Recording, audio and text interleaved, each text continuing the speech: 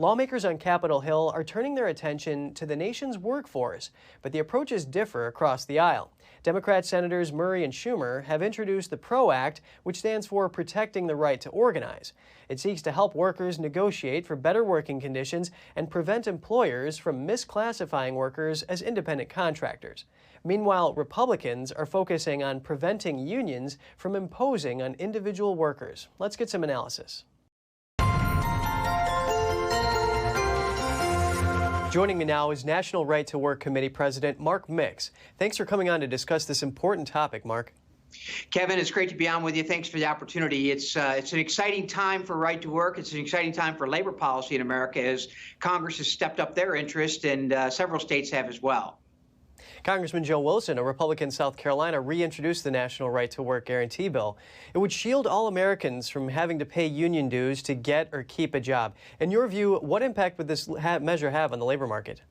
Well, first of all, it's a really interesting bill. Kevin, it's a one-page bill, doesn't add a single word to federal law. It simply goes into the 1935 law that was passed by Congress that gave union officials the ability to have a worker fired if they didn't tender dues or fees to a private organization. You know, 8 out of 10 Americans believe it's wrong to force a worker to pay union dues or fees in order to work in America. So Congressman Wilson's bill is an important part of the debate about union power in America today.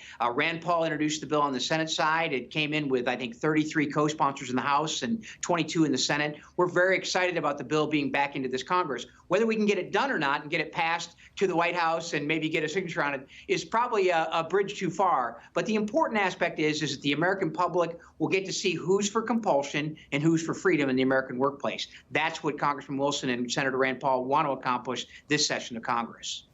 A one-page bill, something rare, and it eliminates that coercion, like you were saying. Now, a study in 2015 found that workers in non-right-to-work states earned over 15% more than those in right-to-work states. What's your response to this? Yeah, you know, that study comes from the Economic Policy Institute, which is funded by the AFL-CIO, so it's no surprise that they would try to make the right to work about something more than individual freedom and try to bring in economic statistics. Obviously, if you adjust for cost of living, and they don't do this, they did it once, and we caught them, and it showed that workers in right-to-work states have more disposable income, up to $5,300 more in disposable income than workers in forced unionism states, in the 23 states that have forced unionism. So when you adjust for cost of living, which is something you have to do in order to compare apples to apples, if you will, it's very hard to compare rent cost in New York City to rent cost in Provo, Utah. When you do that, you adjust for cost of living, we find out that workers in right-to-work states are way better off when it comes to disposable income. Being able to navigate this, comparing apples to apples, people who are opposed to right-to-work laws say they will lead to lower union membership and as a result lead to declining health care coverage because unions, they say, play an instrumental role in fighting for these benefits. Your reaction?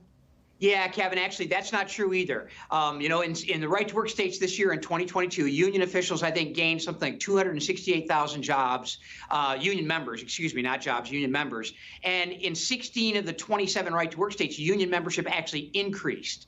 In several states, if you take out California from the non-right-to-work states, the forced unionism states only created 3,000 new union members. If you take out just California and you take the other 22 states, only 3,000 new members in those forced unionism states compared to what was 58,000 or 85,000 net in right-to-work states. So, you know, right-to-work freedom is good for unions, it's good for workers. You know, I think the one thing that union officials have to have in order to be successful is they have to have jobs. And if you look at where jobs are being created in the manufacturing sector and in the private sector in general, you find out that they're going to the right-to-work states. In fact, manufacturing job growth from 2011 to 2021 was 10 times higher in right-to-work states than forced unionism states. And if you're a union official in the state of Michigan that picked up 49,000 new union members last year in 2022, I don't know why you would want to repeal right-to-work, because jobs are coming back to Michigan and giving union officials the opportunity to sell their product to workers.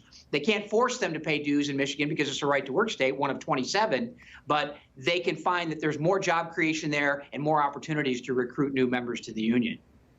A potential increase in union membership, something counterintuitive. Mark Mix, president of the National Right to Work Committee, thank you so much for joining us. Kevin, appreciate the opportunity. Thank you.